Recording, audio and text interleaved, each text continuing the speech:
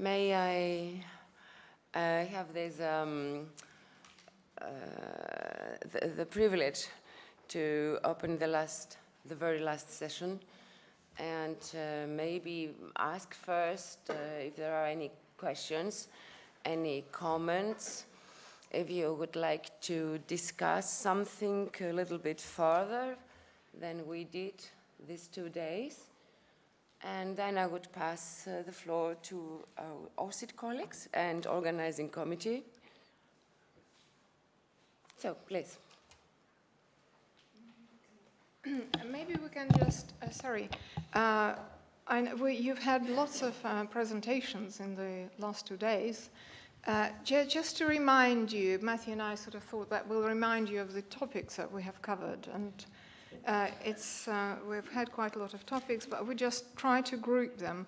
Well, first of all, Fernando had to leave. He's not here any longer. So, if you had any questions on the SCIC projects, DG SCIC's project, you will perhaps write to either Fernando, just address question to the information portal.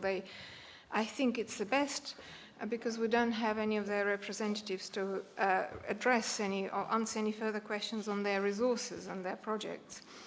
But I would like to perhaps bring back to our, unfortunately, less successful presentations through Skype, especially on corpus-based approach in interpreter training. And it is not really the fault of the speakers. Guy Aston couldn't come, so you've heard his presentation in perfect quality, I'd say. Shiran's presentation, which I think was quite interesting, people asked me about it. Unfortunately, we couldn't really follow up very well, but she has recorded it, and we'll try and make it available on the website. I don't know whether the conference or ORCIT will find a way of making it available. But I would like to actually bring this back, throw back this issue of corpus approach training, because there is a lot of some professional interpreters, or lots of interpreter trainers, especially, practicing interpreter trainers, don't like corpus approach. But maybe some of you have different views, and maybe you think differently. I'd say that if I had loads and loads of hours and train my students, I would probably use it in my classroom. So I wouldn't shine away from it.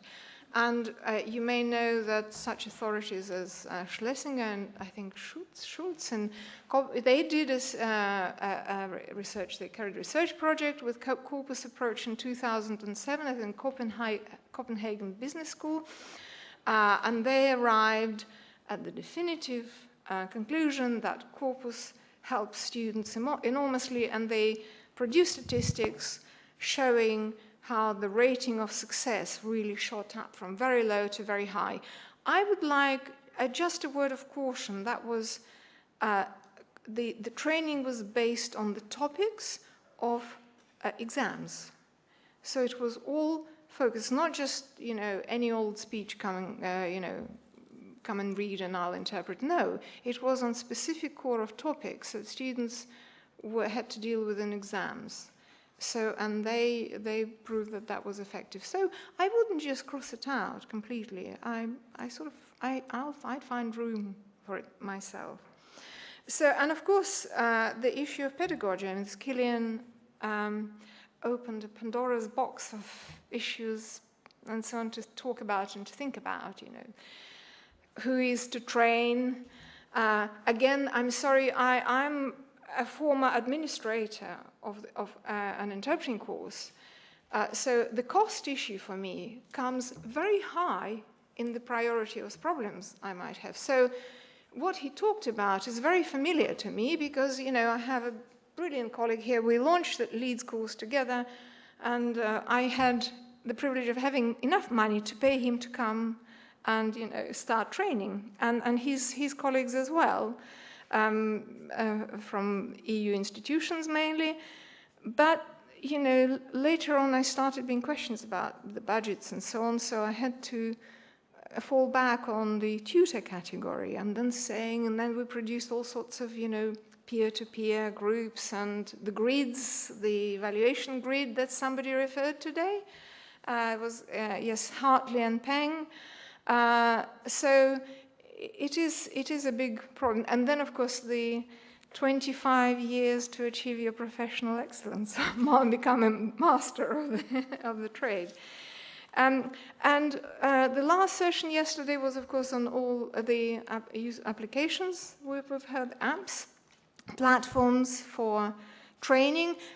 Here I would like to say that we really, well, I'm sort of would like to press it. It's interesting to look at how they affect training, because we're here because we're interested in training, you know, we want to train, our focus is on training. So we may come back to the speakers or have questions to them about their apps. And for today, I pass over this just to take you through the themes, yeah? Yes, so please forgive me if I'm tantalizingly elliptical as I sort of canter through today. I found it a wonderfully stimulating day, and it took me into new settings for interpretation, but also geography, emotional and political settings that opened my eyes to a lot of things. We heard about turning interpreters into experts in economics from Alison Graves, and incorporating OERs into weekly coursework and activities from Michel Hoff. We had Ljubljana meets Astrakhan, where we heard about students and trainers' attitudes to blended learning, especially in overcoming geographical differences. And from Ionian University about learner autonomy and curriculum design, learning to learn, and a learner-centered approach. And then from InZone, we heard about a rapid response module for humanitarian interpreters. And following from that, we had what might, at first sight to some outsiders, appeared to be an issue of terminology, turning into a revelation about a crisis in community interpreter training in Greece from Fortini here at Aristotle University. And we then looked at different settings in a different sense, telephone and video mediated interpreting from La Laguna, what they have in common, the impact of the interpreter's absence from the setting, and possible conclusions from that for training. And then, following the interpreter's absence from the setting, we heard a very interesting presentation of how you can take the interpreter out of a setting in which the interpreter was previously present, an interpreter-mediated broadcast, and then use that for a student exercise in Heriot Watt. We heard about OERs and practice opportunities from Glossologia and the use of online resources for added variety and collaboration, and the proposal for online internships, which I found very interesting too. And then practice groups with face-to-face contact for building trust and mutual support, and learning, generally in the transition from training to the profession. We've also had a few tweets coming in, as some people have been live tweeting. And Professor Barry Olson has been particularly active in Monterey. He I'm sure, would have liked to be here, and he's followed a little bit, and he's asked some difficult questions, as one might expect. Any presentations on teaching simultaneous interpreting online? He'd like to hear more, so if anyone has anything to say about that, please say it. He also said something nice, though. He said the live stream is looking good in DC, to which Mirella Watson replied that it was looking good in London as well, which is a great relief. So despite a few hiccups yesterday, it sounds as though people have been able to watch us around the world without too many technical problems. Maha El Matwali asked, can we watch a replay, which we've already mentioned, that the archive of the web stream will be uploaded here at the university, and we'll then link to that from the ORCIT conference page, the same with the presentations. And Alberoni Translations said it was interesting to see the same topics are being widely discussed in events all around the world at NTRAD 16, the ATC Summit 16, and ORCIT 16. So maybe there is some sort of bigger movement afoot to discuss some of the resources that we've been discussing here. Great.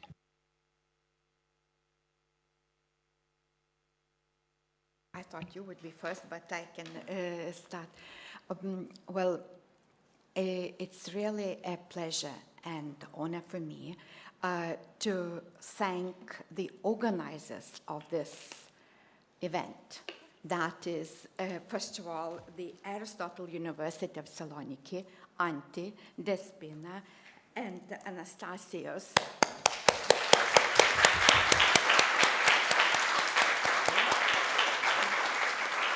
As we felt welcomed, we felt taken care of, and everything went very smoothly. So it is a great part of their time and the effort that they put into the organizing this event.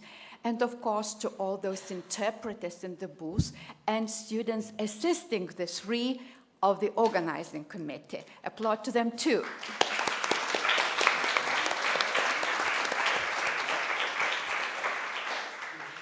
Also, I cannot help but say that in these 6 years, when we started the project of ORCIT, being only Vilnius and Leeds at the beginning, I couldn't imagine where this journey will bring us. So I really appreciate all the joining partners and especially Svetlana's leadership that this year she is transferring to Matthew, who will be leading the ORCIT project as of October the 1st. So the greatest applaud to our heart of the project, Svetlana.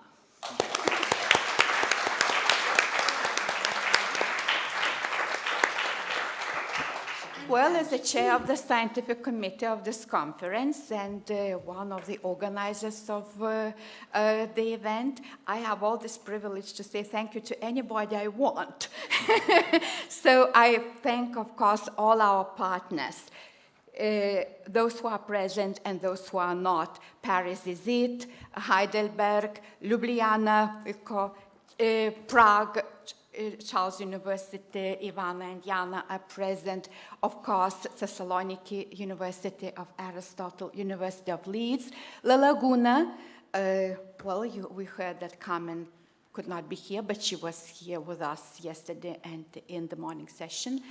And everybody who supported us, and of course, our funders. I'm sorry, Fernando has left, because I wanted to extend special thanks to him personally and to Annette Kamani-Kessler and others at SCIC who funded this project for 6 years and really believed in us and still believe, because we got the extension for at least 1 or maybe even 2 years ahead. Thanks for them.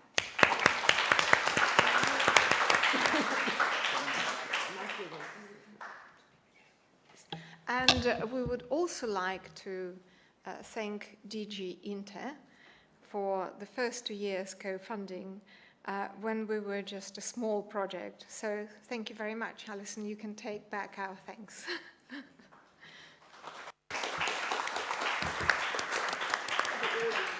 I would just like to add to the words to Svetlana before we continue, which I'm sure you don't want me to do, trying to find any excuse to elbow me in the ribs and change the subject, but I want to add something briefly to Niola's words, because, as you know, Svetlana will be stepping down as project task leader in a matter of days. So I just wanted to go back in time very, very briefly. She set up the course in Leeds 2001, as she mentioned, and you've probably heard from her style, the particular brand of Russian diplomacy that she's become famous for, but also a great empathy and moral support for students, being tough and kind at the same time, which was a great inspiration to me as a trainer. The first time I chaired a mock conference, she came up to me in the break and said, "Matthew, you talk too much." And I'm sure she thinks I'm talking too much now as well, but I did want to pay a little tribute to the determination of this individual. We've had allusions to political events in Britain this year. It's been a wonderful year for politics in the country I know best, hasn't it? It's so hard to choose a particular event to single out, but I'd like to single out an event on a TV news channel when the microphones were left on and 2 senior Conservative politicians were discussing the, as it turns out, future Prime Minister, and described her as a bloody difficult woman. And then everybody laughed, And it sort of was left in the air as a tribute, because one of them then said to the other, mind you, we've both worked for Margaret Thatcher. And the kind of affection with which they said, a bloody difficult woman, was also a tribute to working with someone who has that mixture of determination, but also insights and understanding in order to get things done. So, as a control freak, I'm sure she won't disappear, and she will continue to assist us whenever we want it in the future, and probably when we don't want it as well. No, I didn't say that. But I did want to say that I just don't think that ORCIT, and therefore this conference and a lot of what we've been talking about over these 2 days, would have been possible without the personality of the woman to my right. So.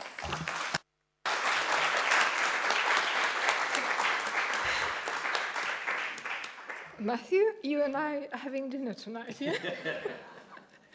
And finally, I would like to say a huge thank to Niole, who actually, there were a couple of occasions when she rescued the project because of institutional constraints a couple of times.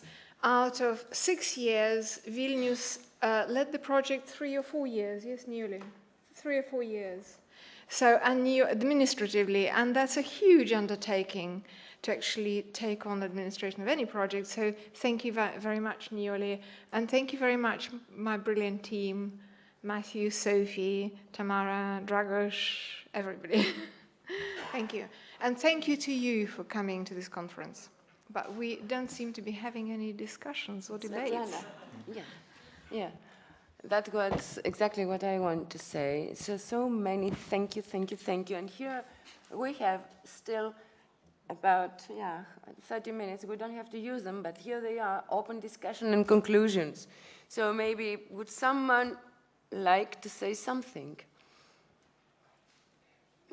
Yes.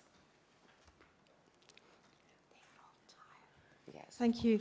The title for this afternoon was Communities of Practice, and actually wonder what you meant by that and what you understood by that. Can I answer that? Danielle, when we, from abstracts that we received, we thought that there'd be more sort of reference to research in the area and so on. However, it just happened that there was less reference to research. I think there was only one. You mentioned Wenger, I think, or I don't know. But I think in terms of that, these same groups of professionals talk to each other and share experiences and so on. I would say that sort of fits the model. And if we haven't talked a lot about theories today, I'm not too concerned about it, because I think from my point of view, there's been a very interesting exchange of ideas and experiences and so on. I think there'll be lots of lessons learned and an experience of other colleagues as well take back home.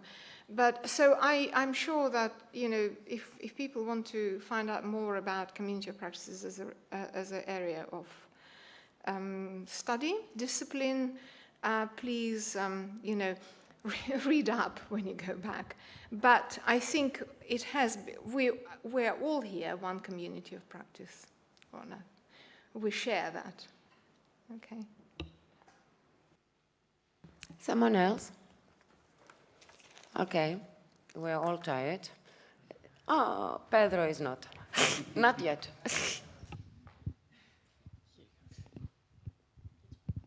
Well, a bit tired of being sat down.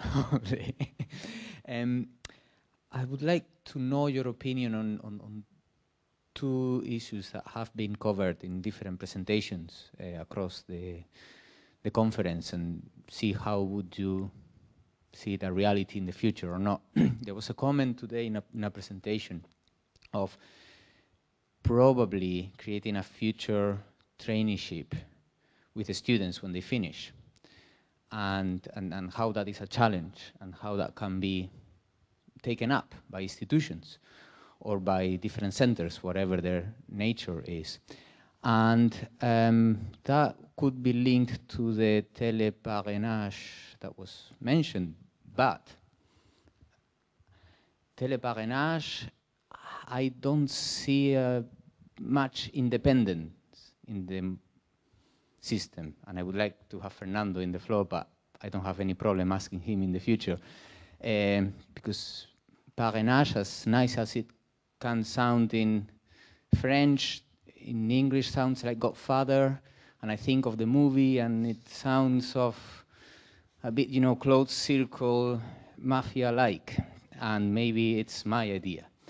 So how do we think about a future independent training program or traineeship program where we keep in touch with our students, conference interpreting students, community interpreting students, whatever the specialization is, and they can get still feedback and they can get certain support from centers, but from professionals as well, but where there is independence, quality assurance, and not a risk of, you know, that parrainage that I don't see it very independent yet. I have a very brief answer, but it's more about The Godfather than about the rest, which is that I think that there may be a bit misconstrual there because he left it in French, that at least when I started at the European Commission, I was assigned a parrain who, far from being a godfather, was really a sort of mentor figure. So I think it actually overlaps a lot more closely than you're suggesting, although of course the point of independence is a valid one. But I think, to pick up on Svetlana's point that we're all a community of practice, hopefully the whole idea of having exchanges of speeches and feedback, as well as using online resources, could lead towards a situation where people offer some sort of mentoring. That could be perhaps something that comes out of the kind of network that you create through events like this. Mm-hmm. Yes. Anybody else wants to comment on that? Yes, exactly. Does anybody else? Do you want to comment on this issue? No. Okay. Can I make one quick point then? A quick confession that you were talking about some trainers and some professional interpreters even having their doubts about the use of corpus, and I confess to being one of them, but I only mention it in the spirit of the conference, that it would be terrible to leave a conference and say, I didn't hear anything new and I didn't have my expectations challenged in any way, and I haven't changed my mind about anything. So I have changed my mind quite a bit about the use of corpora. I was quite inspired yesterday, and I can also see perhaps a connection with something we've been talking about today, the gap between training and the profession, and all sorts of concepts of apprenticeship, internship, whatever, that I could see it potentially assisting with a kind of shortcut to what experienced interpreters have kind of burned into their brains as formulae, that there may be a way to help students get to those formulae quicker, and I now have quite an open mind about that, having heard the conference. Okay. Yes, please. Just briefly on the idea of corpora, I was tossing around the idea with a few colleagues about crowdsourcing, building corpora among students. So because the major problem with corpora is they're so time intensive, but what if all of your students just take a short chunk of text, 30 minutes, once a semester, and together they build this corpus, and then they learn to analyze it. I think it could prove rather productive. When you say text, are you thinking of a transcript?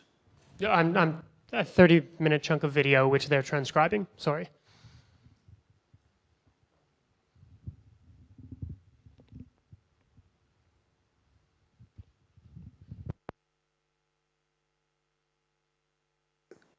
The audience a question. What do you, well, you've heard presentations about Interpret Bank, yes? Then I mentioned speech pool. So I really would like to know what your views are on this kind of resources. Have you used them? Have you recommended them to, I mean, like speech pool or Interpret Bank is news, but the concept is the same. So it would be the protagonist, main protagonist behind speech pool is not here, Sophie Llewellyn-Smith I mentioned, but I would like to take a message back to her if you have anything to say. Hello. I think speech pool is a very efficient way for interpreters to practice, because you can find a very large amount of different accents and different people speaking from different backgrounds. And for me, it is really useful. For example, you can practice by listening to a speech delivered in Mexican Spanish, or in Spanish from Chile, or I don't know, English from America. And for me, it's really, really useful. That's what I had to say. Thank you.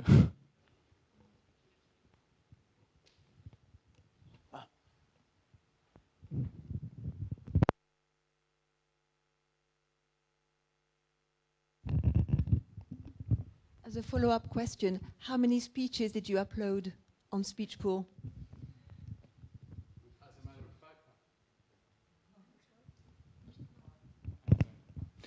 Sorry. As a matter of fact, I haven't uploaded any speech yet, because I think I can't deliver any speech yet, myself. I need to work on my speech first and then upload. But I will sure upload some time in the near future. Thank you for asking. And if I may add, I think that loads of the new generation of people are used to free resources. And I think if we want to survive using SpeechPool and all these kind of things, we've got to know that we've got to give something in return. It may not be paying money, but it has to be giving a speech. And so if you become a member of SpeechPool, I think one of the criteria, one of the conditions to be a member would be to give a speech. At least one. If all the users of SpeechPool gave one speech, then I think it would make a huge difference.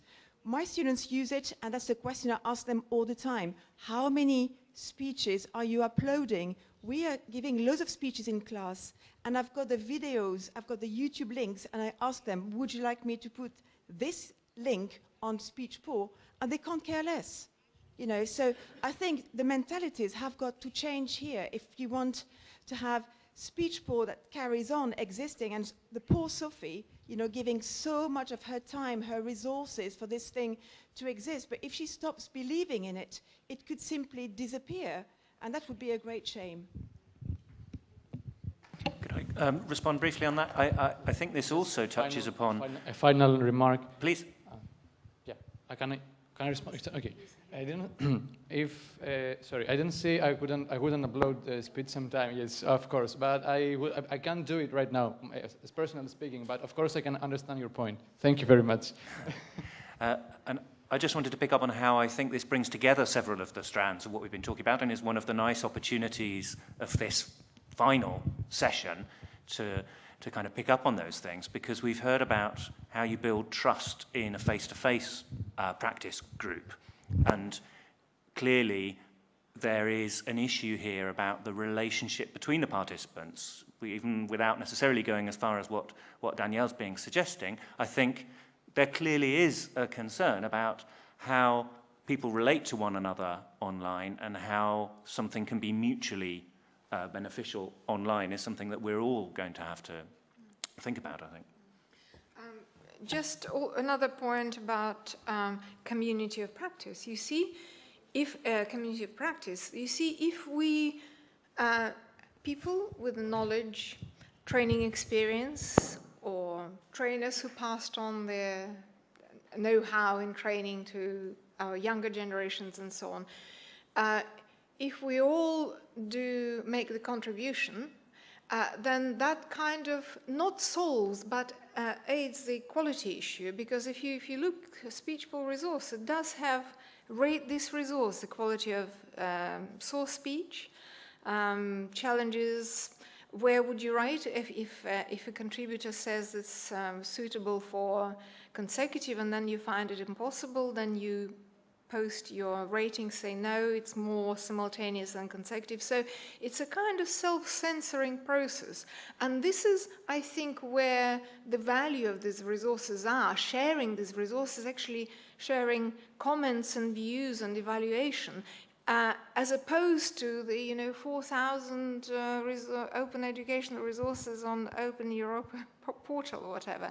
So I think Yanis mentioned, how can we know about what's, well, I know you asked a different question, but we also have to learn about about what we're creating. So over the coffee, we were talking about how can we be better informed about which resources are fit for our purpose. Which resources do we need? We may not know. There might be wonderful resources out there that we're not aware yet. And there's lots of very poorly designed resources in all sorts of respects. So I think this is where this community of practice concept, is very helpful to us. So conferences like that, I think, that do inform us, and we're not unique in having, thematic conference and so on. We go and we listen, but yes, ideally, I spoke to Sabine Brown, the leader of the Ivy project, and I said it would be nice to actually have a directory of all interpreter training resources and subsections, what conference interpreting, community interpreting, and so on, because we are creating quite a lot, and the world is moving fast. And as I said, yes, you don't want to, like me, going and thinking which shampoo should I buy. So maybe, again, as always, we say we should continue our dialogue and keep each other informed as to what we are doing. Thank you. Still on the issue of resources like speech pool, I think the point that was made earlier is an important one, and I think speech pool actually caters for it quite well, but that's not necessarily known by users, in that I would feel much more comfortable giving a source speech to a room full of 10 students or people trying to practice than putting a video up of myself from a bad angle done, on a webcam on the web for everyone to see. You feel much more, it's face saving and you feel very exposed. And I think that can be an issue, whether it's you're not confident in how you look on the screen or you're not confident in your speaking ability. That can be a barrier, I think, for some students who don't feel competent, even if they're willing, or they're not sure about putting that up there. And I don't think necessarily users fully understand the measures that Speechpool has put in place to make it an open community, in the sense of any conference interpreting student can sign up and register and join, but a closed community in that the instructions state you post your video privately on YouTube, and then only registered users of Speechpool can see it and access it, who in the majority are conference interpreting students just getting the benefit of practice. So I think perhaps that's something that we can emphasize more that might be helpful.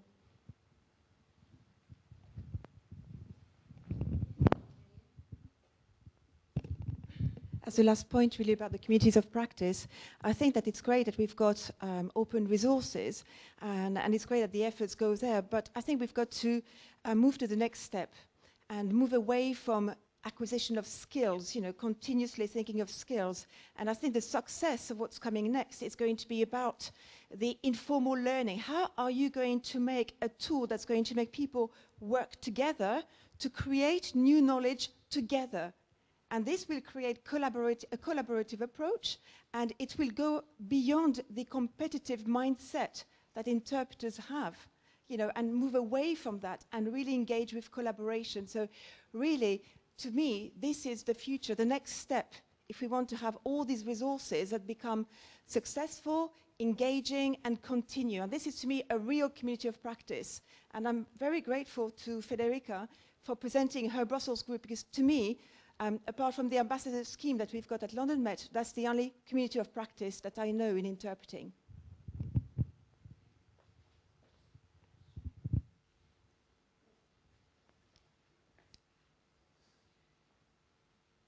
Right before the end, I can destroy the room. Pedro, yes, just one more, yes. Yeah, I really thought it was interesting to mention an example of discoverability. Discoverability, you say? It's not I didn't invent the term. No, yeah, but I find it very interesting, and I love the example of the shampoo, but I actually have an example of JISC, which I think it touches upon issues that affect ORCIT and JISC and great tools that exist there, and we might not be aware. And how do we solve that? And sometimes the problem is within our own departments, that we think that this software is better. For example, you have a meeting. We thought once in Heriot about giving spoken recorded feedback to students in interpreting, because we thought it is the way to do it in a spoken medium. And we said, okay, let's research on spoken feedback software that is out there. Within 1 or 2 days, one colleague, whoever, says, with certain power in the department, says, we have bought this software from this company in the US that offers great facilities. And then we had been researching, the whole team, a software that is publicly funded in the UK with a joint initiative of UK universities, funded by the taxpayer, to which I find still more responsible. And it was great. It offered the same applications. And then it was too late, because then someone just comes and say, I have a great idea, this works for me, I worked in my institution. And I think this is where also the community of practice, that is even a small department, needs to have a real dialogue before putting in practice some tool or something. That's. I agree with you completely. Yes, the problems that you mentioned institutional constraints earlier. Some of you mentioned, but that's. Yes, I don't. It's another discussion. It's a conference actually. You can open, but we are not going to go into that area. But yes, you're right. It's there are very interesting ideas out there generally about technology-enhanced learning and so on, and MOOCs or computer-assisted communication and so on. There was a presentation in Leeds a few months ago. Then somebody said, "Why do you worry about sustainability? Create resources, paid for, but they outlive their use. So what? Let them die naturally." I'd be very sorry to see ORCIT die naturally, but I never know what is going to happen in the future. But yes, I mean, there are all sorts of issues around this technology, and institutions are, is whatever institutions come up with, which software you use, like Skeek and the Parliament, they can't use Skype. So absolutely no. In some, in Leeds, you'd be using Adobe Connect rather than Skype and so on. So it's, institutional decisions are important, but how can you, maneuver in that? How can you sneak in whatever your own preferences and so on? That's also an interesting issue. Svetlana, if I may say so, this might be a next conference, which is appropriate, ending the one, then you just find out what would be the next one. Can I just make sure I've written down the title properly for the next conference? Sneaking in what you actually want to do. Is that right? But still we are on this one, and maybe you allow me to close it now, so we can be on time. First, my practical duties. Have you all seen there is a certificate of attendance outside? Please take it, otherwise I have to send it, and it's a lot of work doing that by mail. Someone has forgotten this thing. If she misses it, it will be outside. And then the grand finale. These wonderful students and former students have done all these photos, which you can see here, and probably, I hope, very soon also on the web.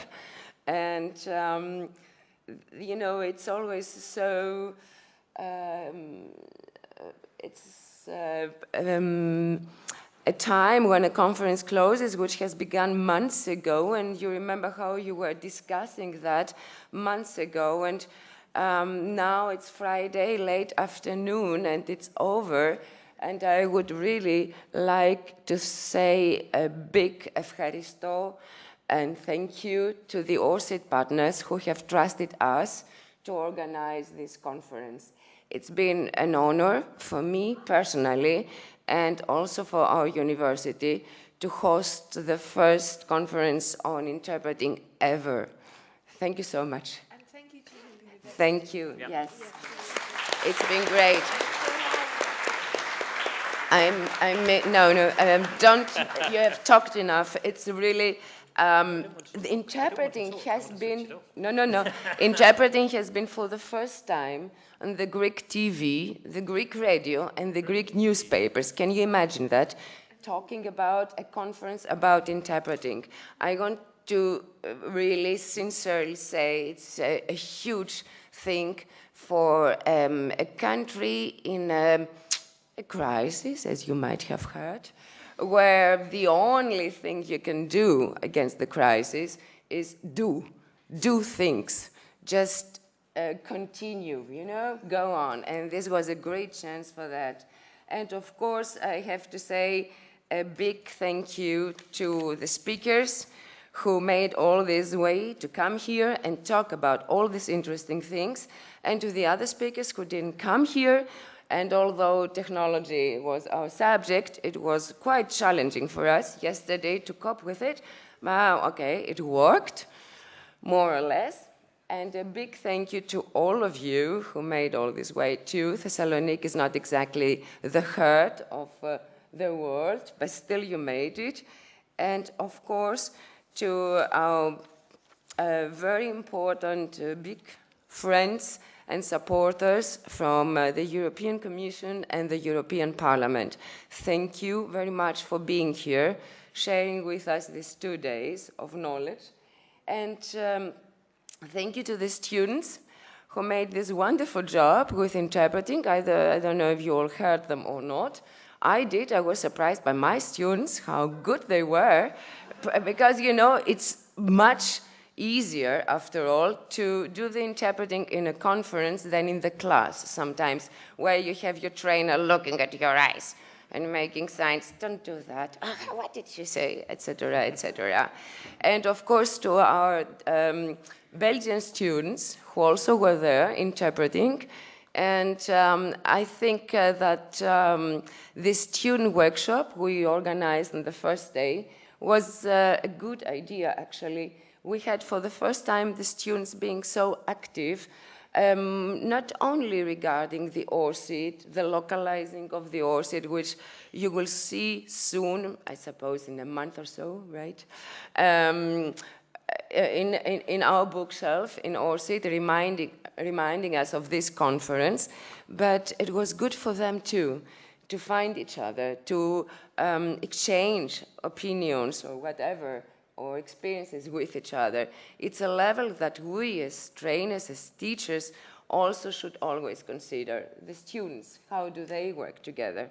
Which is also a community in many senses then. And of course, I would like to thank especially our volunteers, who are graduates from, undergraduates from the German department, who don't really have to do with interpreting yet, maybe, and who have been here all the days helping us. Tassos, a special thanks for organizing all the student workshop and the interpreting shifts, and then at the end this red mark to allow us to go to the restaurant, and everything that happened with his motorbike. And Despina, please, a huge applause for her. She has been doing that for months, since the very beginning. And I suppose she would like to see her children now. She told me something like that, yeah? And the rest that exists in life. Thank you very, very much for everything. And see you another time, I hope, soon. Ευχαριστώ πολύ που ήρθατε και θα τα πούμε σύντομα, ελπίζω.